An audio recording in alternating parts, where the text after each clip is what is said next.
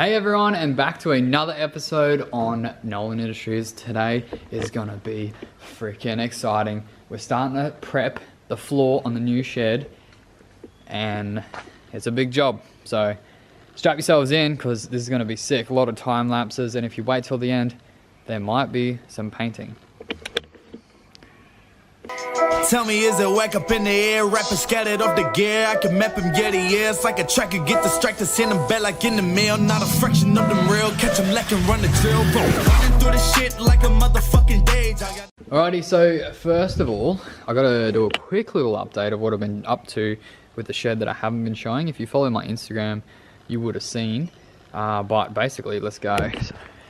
So what we have here is a brand new glass sliding door to replace this one here, and yeah, it's even a left hand opening, so that's going to be mint. Just need Xavier's hand to slide this one out and slide that one in, put the door in there, and that's that glass door sorted, because as you know, I smashed that one accidentally. Hopefully this one doesn't get smashed, fingers crossed. And then we have two hoists that have been freshly painted black, with a nice neat electrical job at the top there. And then we have a brand new 240 volt engine hoist pump. No, it's not. It's a hoist motor. It's just a hydraulic pump which turns a turbine here, which pushes the fluid around, compresses the line, goes across the top, and then pushes your rams up. That's how you get your lift. And we've wired in a 15 amp socket here for that goes up here, and also another power point here that's in the middle, which is in a really good spot. I've also got power points on every pole about this high on here, and we have fans. We have 3 fans at the top that all connect up to down here, and you can switch them on like that. So power everywhere. We got power points outside here. There's one there and one there. I'm also going to install a tap at that end and a tap at this end for washing cars and whatnot. I need to get a second one of these motors for this hoist, which is on order at the moment, to go in there. They're actually really cheap, like 300 bucks on eBay. And need to wire this one in. The wires are there. I've wired in the lights that I think I've showed you guys already, which is sick. Yeah, so next up is the flooring. So I got to clean all this out. Luckily, Nathan from Codex, the mad legend, the weapon of a freaking friend he is, has let me borrow his, what do they call them? A whirly? Probably something to do with whirly. I don't know, circular motion cleaner. So basically this attachment goes on your Karcher. There's ones for all brands, and it does a swivel and cleans concrete a lot faster than just the old school gurney in with a standard nozzle that does a little circle. So keen to try this out. I actually seen it on Zach Baldy's Instagram, and that's what made me aware that they existed. So super keen to try it out. And we're gonna clean this whole area. There's a couple of marks here that are a bit more worrying, like that there. So that's where some hydraulic oil got spilt. There's just dirt here, a couple of tire marks, a couple of marks from the scissor lift, and that's about it for like the main stuff. There's a lot of dirt in here. I'll sweep it out, blow it out, and then pressure wash it. And then I'm going to use hydrochloric acid. That's here. Hydrochloric acid, and I'll put that in a spray bottle, squirt it all around on the whole concrete surface. And that, I tried that last time on the last shed, and it lifts up and it sizzles the concrete, like sizzles the freaking concrete. It's insane. So obviously wear gloves and all the right protective equipment for that. But once we do that, we'll gurney it down again, and then we'll be ready for paint. Mask up around the edges, and I'll get Xavier over to give me a hand to paint. We have the paint here, and special shout out coming to a company that helped me out with this. Super appreciative of these guys, and got a ripper deal, and they supply all sorts of automotive paint. So I'll definitely be giving you guys more details on that soon on the painting episode. hopefully we get started in this episode, but yeah. And then also one of the legends on Facebook Subaru page donated this power steering pump for the WRX, so I'm going to clean that up and see if it fits in the old WRX.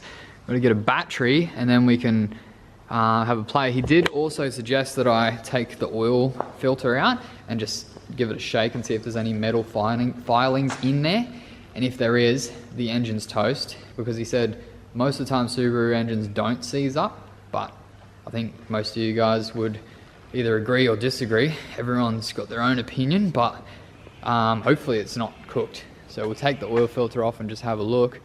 But that's enough rambling. Super excited to get freaking stuck into this. Enzo's up feeding, so I have plenty of time to get smashing. Yeah, let's crack it into some time lapses. Let's go. Also, actually, before we get into the time lapse, quick reminder, make sure you hit the like button, drop a comment below. They help out the channel so much. Hit the notification button, and if you're new here, subscribe to the channel. Let's go. All right, this is before.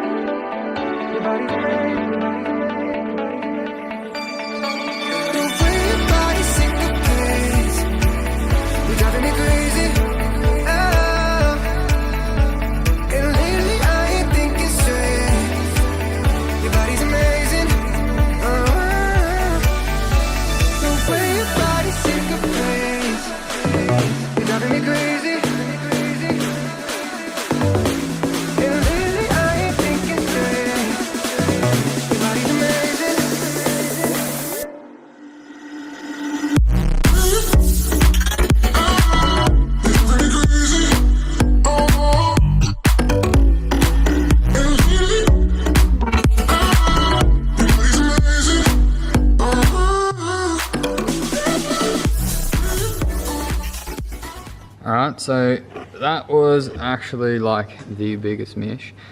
It took just over an hour and a half, I think. So yeah, it's super clean. There is a couple of spots, there's a bit of a rusty mark there and there. And then all these leaf stains here just from the leaves. But the acid hopefully will eat into them enough for the paint to stick to it. It is highly recommended that you get a grinder and grind back the concrete. It opens up like the pores of the concrete and lets the paint soak in. That's what I did with the other shed, and if you want to see how that's done, you can check out that episode, but it's called the shed reveal or something. It's pretty cool, but I'm not going to be doing that on this one. I'm not going to grind it back. It's a fresh slab. I'm just going to experiment with it and see how it goes. It is recommended though, but it's going to cut the cost down heaps. And I got quoted to do this slab with the epoxy, paint provided, all the labour, start to finish. It was $7 grand, so I'm going to save a lot of money on this, especially because the paint was such a good deal and I haven't had to buy anything else. Shout out to freaking Nathan, massive legend, for letting me borrow the Karsha attachment.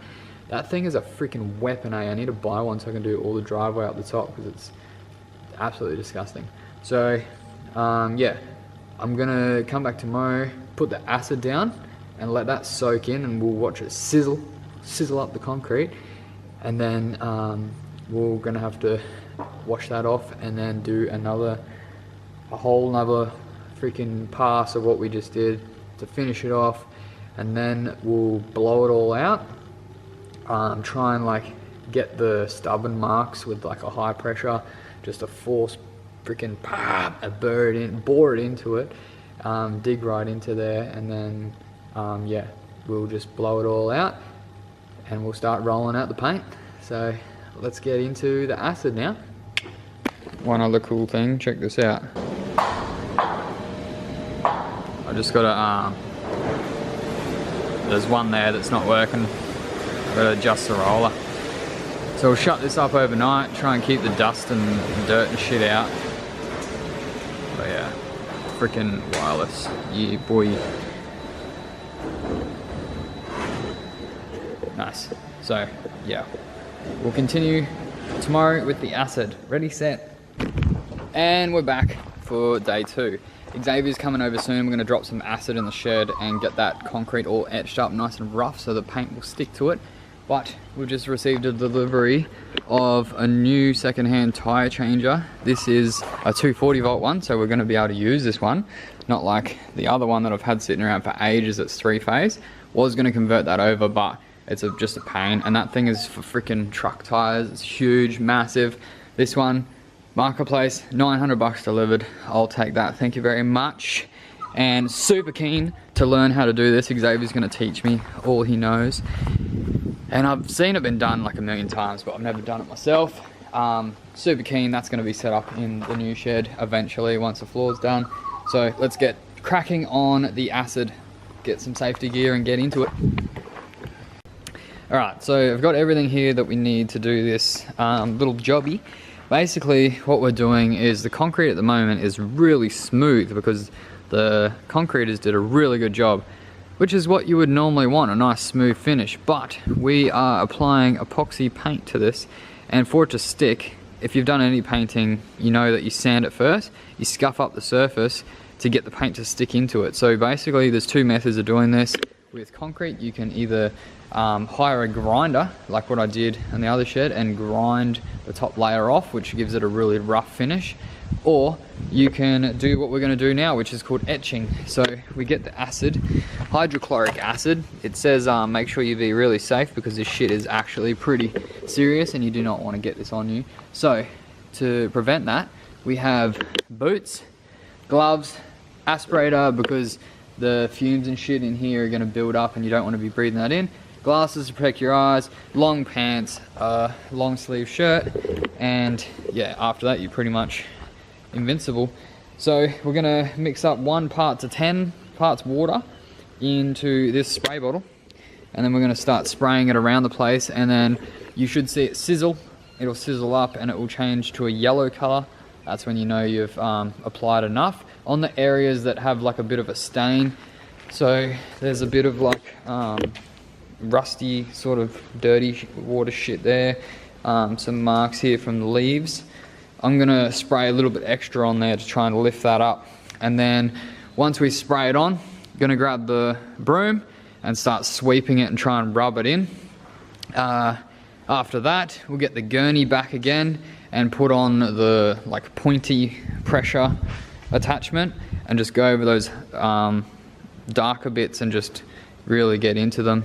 And then we'll wash it all out with a gurney, and then I'll have a look and see how it goes. But you should be able to rub it with your foot and feel it be rough, not smooth. From last night's gurneying with that really freaking sick attachment, the swirly whirly, it's cleaned it that well that it actually lifted a bit of the concrete, which is good. So it's left behind a bit of concrete dust, and also after we do this etching it's going to leave behind even more. So we'll clean it all out and then we'll reassess it, see if we need to do another pass or in some areas more acid. But after we do this, it is going to take 24 to 48 hours to dry before we can actually apply the paint. So it's what is it, Wednesday now, so it's going to work out perfect. So hopefully we get this done before the weekend. It's freaking sick.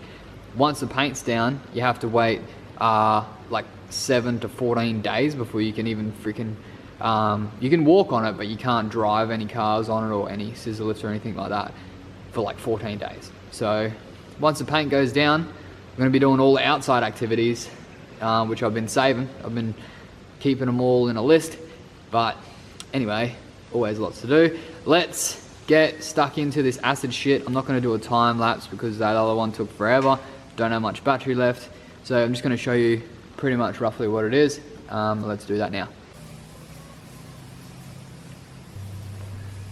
Okay, so I just want to add in here, this is me applying the acid for the first time. I actually did it twice because this time here I diluted the acid 1 part to 10 parts water, and it definitely worked, but not as much as I needed it to. So I highly recommend making a stronger concentrate. In the end, I ended up going back down to Bunny's and I bought a 20 litre drum of hydrochloric acid, and I mixed it up like so bloody strong. I put 5 liters of hydrochloric acid to like 3 liters of water, and that was like super strong, and it was intense. Like as soon as you spray it down, it went yellow and bubbled the concrete, and it's doing that a little bit here. It's not going yellow though. And what I found at the end of this process with the more diluted was it didn't eat into the concrete enough and etch it, so that's why I did the stronger one. So I just recommend, if you guys were to do etch the concrete like this, use it way as strong as you can get it with the amount of acid that you have, because it will freaking work a lot better, which is what you want to achieve.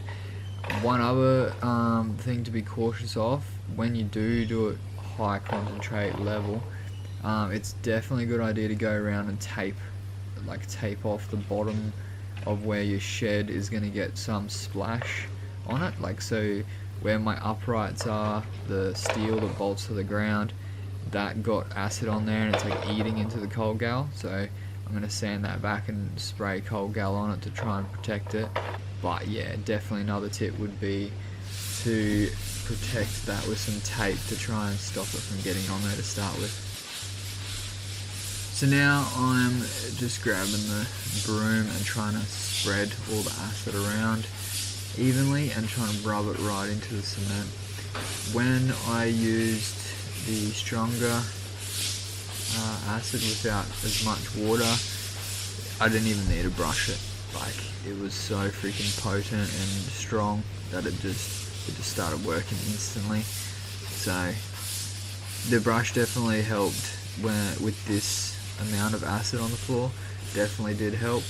But yeah, if you do it right, you won't need to brush it, because it is a mission, especially when your freaking slab is quite large. This slab is 20 by 9, so it's a big area to cover. If you're doing anything, it just takes forever. The first world problem for sure, because it's a really nice slab.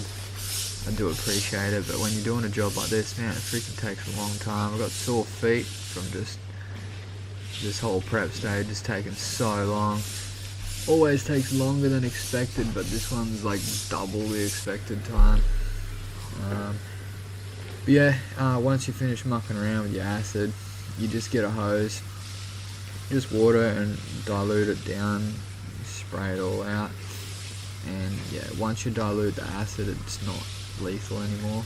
So you can watch the colour change from yellow to just normal clear water. And yeah, make sure you're being mindful of where your chemicals are washing to as well. You want to like make sure they're not going down the storm water drain. It's never a good thing. And then just one other thing, if you are going to be using acid, really make sure you use your safety protective gear and have the hose nearby where you can quickly grab it if you do need to, because if it gets on your skin, it'll start burning and irritating like straight away. And if you can get water onto it, you're pretty alright. It's just, if you don't have any water to dilute it, you're going to be in a bit of trouble there, because it's pretty lethal shit. I don't know how they can sell it over the counter without even showing an ID. Just went down to Bunnings, bought 20 litres of acid. They didn't even give a shit, eh? It was crazy.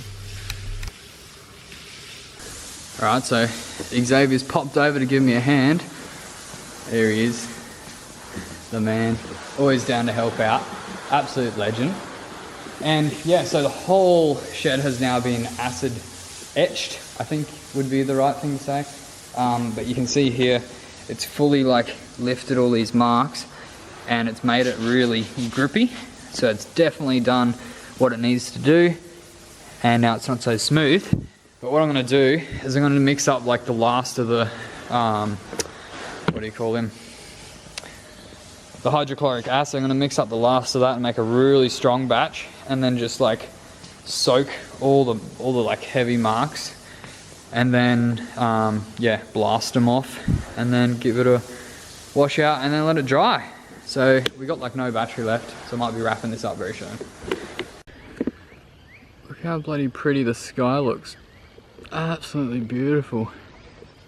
Doesn't really show up on camera as good as in person, but it's really nice and pink beautiful sunset. So about to run out of battery, so I'm going to wrap this one up here for part 1. Part 2 is going to be the final touches, and then getting the paint down. Super pumped, eh? Super freaking pumped. Hope you guys are as pumped as me. Make sure you hit the like button, drop a comment below, and I'll see you on the next one. Subscribe.